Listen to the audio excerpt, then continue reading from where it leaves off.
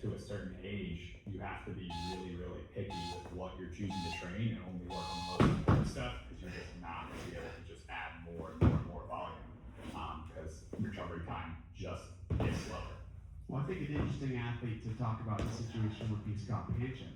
He may have been prepared. The year that he busted his knee on the rope when he came down, or ankle, or whatever it was there, he even said, and I think a lot of people would agree, that may have been the fittest he'd ever been in his life in his early 30s then.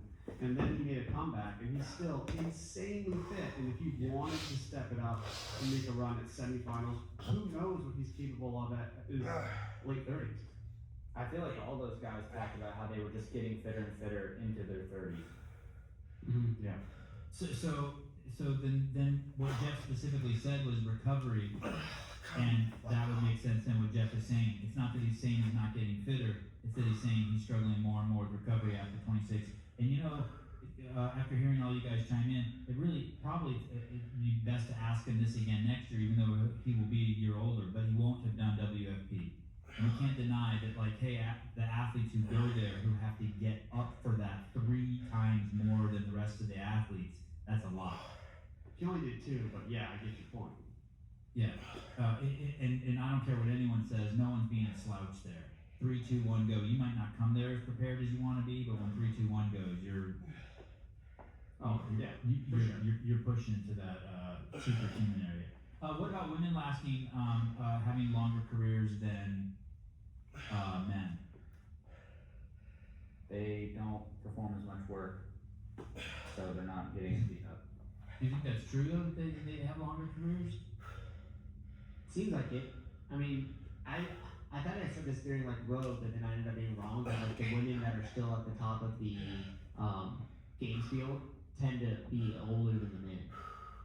And I don't know why I thought that, but I would think that too, just without looking at the numbers. I would think that the women in general are a little bit older than the men.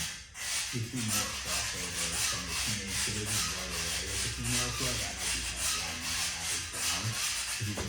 You get a Haley Adams, Alexis Rathis, and some of these other girls, and Carey just making the jump immediately, and then it goes down on the years to cross that gap.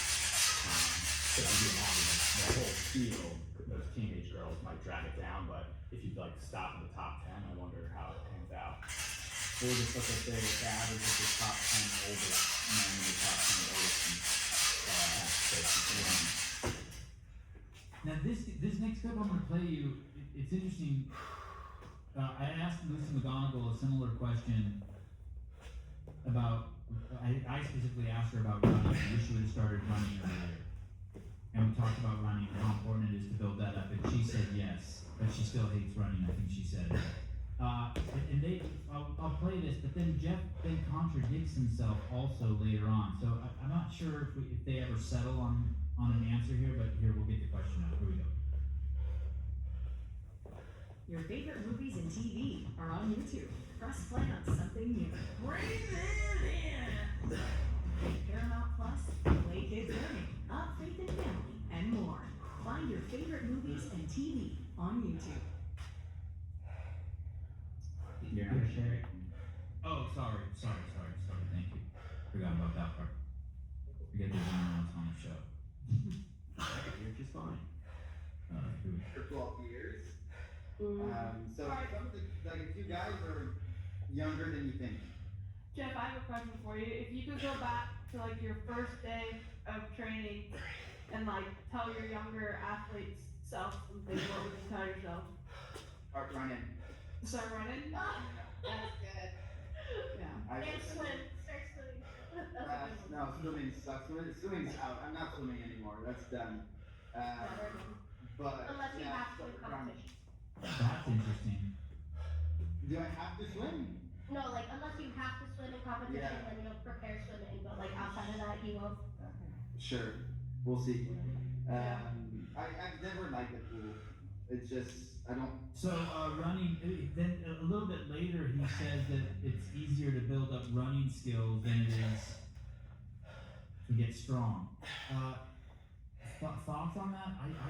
I'm so convinced across the board, and I think you guys are all too, that if you're not the top 5 best runner in the field, like, hey top of that podium. Yeah, but I do also agree it's way easier to get better at running than it is to get strong. Like way easier.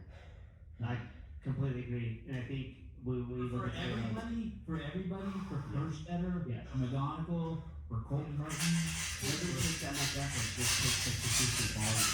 Lifting heavy to get strong takes effort, like a ton. And it's sometimes you might even just completely miss the window. If you look at like Frazier, he had that whole entire background of weightlifting, like he could just move the ball more efficiently than everybody else. His movement upon it was so much better. And even just in the early days, like he could make the overhead squat at 135 look like it's supposed to in 2009, 2010. And he was a Rudy Wilson thing. That was like whatever male has the highest squat study and after squat and after the weightlifter has most likely to win the games. Because if you remember when Matt snatched that 315 with the unlaced like weightlifting shoes and stuff, and then I think there was a call, like I think he called it out then and was like, yeah, this guy will win the games. Because to Seth's point, like it takes years to develop that strength. You could get involved like with Khalifa did with Henshaw, and in one season completely change your whole entire engine. And that did. Did Jason have the highest, did Jason have the biggest snatch in the game too? No, but he was just kind of this brute strength and was never known for a runner. He usually came out too hot and gassed himself out. There's Who? Khalifa. Oh, right. There's like multiple. Are you asking about Hopper? That's about Hopper, sorry. Oh, Did Hopper last year have the, He had one of, I mean, he snatched 305, maybe he snatched 310 at in the semifinal workout where they did the 800 meter run and then the snatch. I think that's the heaviest that he snatched in live competition. I think it was 305. But someone in the field probably has a 315? yeah, maybe the one or two guys. Did Tudor make it to the games this past year? Well, remember WFP did the one at max snatch at the Oh, what did he snatch there? like 335. Oh, there was more. 340 something. I think was snatched. 342. I think or something was Gee. Oh, but not Hopper. 335. Hopper wasn't there. Hopper didn't go to the finals. But there was a ton of 300-pound plus snatches from you guys. I know Colton's a little bit of an anomaly, but we've had him on here before, and he said quite the opposite of you, Seth. He said that he was just doing more volume and wasn't getting the changes he wanted, and then he started working with Joey Toto, which and it sounded like to fix his running form. But I know he's a bit of an outlier. Yeah, you're gonna find outliers like that in both directions, but in general, just to build an engine, consistency will get you there in a very controlled manner if you're willing to put in the hours it takes. Where weightlifting is, I think, in general, much more technical. If you don't fix those technical things, your skill is really low. And some people are genetically gifted in terms of limb lengths or just fastest muscle fibers, they can lift more, somebody doesn't have those abilities, and again, they can run, they can be really fast at running, but they can't make up the difference there. Weightlifting is much, much harder, I think, to close the gap if you're behind than it is if you're behind the run. That's how I think it. Yeah, I think another factor with that is if you are not strong enough, the type of training that you need to do to get stronger does very little for the rest of your fitness, except for help you cycle the barbell a little bit better. And, you know, it's a less percentage of your max.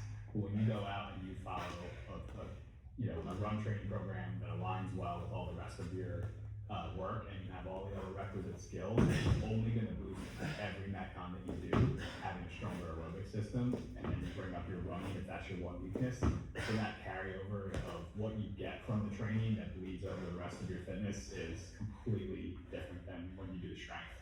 Mm-hmm. Yeah, That's a strong point. Yeah. At the 11:45 mark, something unsettling happens, especially if you're an Alex Kazan fan. It's from the Cessna. Every time she wants to talk, I want to say is runway 6 operator. Is runway 6. A little unsettling from Gazan. I hope I'm just reading into it. Here we go. Out of your thunder.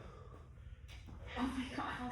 Sorry about that. By the way, she just went to the dentist, so her mouth isn't working right. Alex, how's your back doing? So good. Alex, how's how is your back doing? Oh boy. So good. It like the clouds parted. It made it through the week. Oh hi Justin. Hi, Justin. Hi, Justin. Yeah. Yeah. We made it through the week. It's good now, and so I'm excited. Like this week I'm home with family, but next week back to. You hurt your back? Yeah, I flew a little too close to the sun, deadlifting, and it locked up with me. But we're good. We're good. Well, that's a good sign. Remember that she said it locked up. That's good, as opposed to something else. It was a scare, and now we're good. Jeff, what are you doing? Great follow-up question, Adler, if you're on the team. Okay, young athlete, hurts her back, could be one of the things that really fucks with your head, right? Not one of the things that you want as a young athlete, but she said it locked up, so maybe it was, like Taylor says, hey dude, I'm not a fucking old man, I don't have a back like you, Sevon. It's just muscle tightness. Now at Whataburger, you can get the new Big Ranch Wrap for $8, 5 premium wanted chicken bites for $4, or Bacon Cheese Whataburger Jr. for $5. Add fries and a drink for a little more. Now that's a what a deal at What a Burger. Download the app.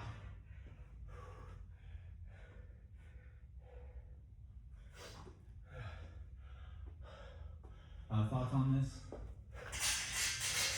He's young, he's 22. I was just gonna say, I don't really have too much thoughts on the back, but I wonder if that was a slip up by you. I wonder if we will see things as they get closer, like set on live, and then it was just one of those like, I think we knew about that. I think she knew that she didn't do the self-recorded workouts with the girls because of that. So she talked about that on the live. A good insight, Souza. yeah, that was my first thought, was like, oops, was that a Hope that slip wasn't up there? crazy. You're definitely right, that's gonna happen, 100%. What was down from his underwear? Okay, go ahead. As far as back injuries go, like strain, spasm, things like that are gonna happen. They're gonna happen in all different parts of your body. I don't think that's anything to be concerned about. When something like that happens multiple times, it's like a pattern repetition, then you get worried. But she, was coming off of a unlucky season last year with a car crash and everything else, and seemingly was getting healthy, and then have a little back strain. If you don't hear about it again through semis and beyond, you can just say it's no big deal. But if she has another one, oh yeah, my back now again, then you really start to worry, like, okay, something's going on. But I think for a recurring thing, a back injury is one of the worst things to hear from an athlete. Like as soon as it's more than once, like Seth said, and it's not just like a muscle locking up, that's like, hey, you're never gonna win the games. Because your head's gonna be fucked up too, like Annie. Poor Annie got that back injury, whatever happened to her, that fucked her shit up. And I'm guessing that's like bulging disc shit. To your vertebrae pushing down on something that shouldn't be pushing down on. So anyway, okay, something worth noting from the assessment. Okay, here comes the criticism. And by the way, listening to them talk about the quarterfinals also makes me realize how good the quarterfinals are, because these are the best of the best. And now I'm starting to get that perspective of why maybe they didn't like quarterfinals, and they call it the Open too. But here we go. Here comes a little bit of shitting on maybe Colton Mertens and the quarterfinals simultaneously. Maybe Adler hit 2 birds with 1 stone. Here we go. At Hatfield and Colton, the thing is, like, I'm just hoping that the programming is not, like, we've tested rep speed twice, like, we're good, so I'm hoping that we have, like, CrossFit programming, because, like, you can skew the programming to reward a shorter athlete or reward a big power output guy, and that's something that's really tough on the men's side. It's like, it's the ball team that I'm against Roman and Jason, which are really tough to beat on the team. And if it's all squats and burpees, and then against Austin and Colton, and it's just like a different type of competition, because I'm like right in the middle there. So it depends on the programming. It really depends that, He's asking they're asking who are you fighting with the Mayhem Classic, who are your rivals, and so he lays that out. He even referred to the quarterfinals as Open Part 2. Is that a fair characterization from there? I mean, obviously not from my perspective, but the quarterfinals will just be what do you say? Rep speed test? Yeah, I mean, I think there's definitely an argument to be had for who wins a competition. You can't use it all the time. Like, you can't just say, oh, Matt Frazier won these years, so they were all perfect tests. Like, hey, there might have been some biases in all those years, but Matt Frazier was so much better than everyone else that he still won. But when Colton basically locks up the Open after 2 weeks, 2 years in a row, and doesn't lock up the games after a couple events, I think he got 12th last year. One of them wasn't a test of fitness. I mean, that's just, if we want to talk about, hey, CrossFit's so revolutionary because we're measuring fitness and it's objective, one of them wasn't. And that, I think that's definitely something that needs to be talked about more. And like, you know, when there was a 5-week Open and it wasn't just heavier. Like, the problem with quarterfinals in the Open the last couple of years isn't that it's too light. Like, when people complain about, oh, this workout goes 185 clean jerks instead of 135, then you know they're just bitter and are probably really strong and just wanting to lift something heavy in the workout. But there's things missing, like time domains and things like that are a lot more important to like a well-rounded test and that aren't getting tested. But like I was saying, when the 5-week Open was here, we had long workouts, we had some heavy, we had like gated workouts, high skill workouts, we had low skill workouts, we had really short workouts too. It's like, hey, Matt was winning the Open, Matt was winning the games. Or like, it was Vellner and Matt back and forth in the Open, then it was Vellner and Matt back and forth in the games. Like, that's when things were all, you know, testing things the way they're supposed to be.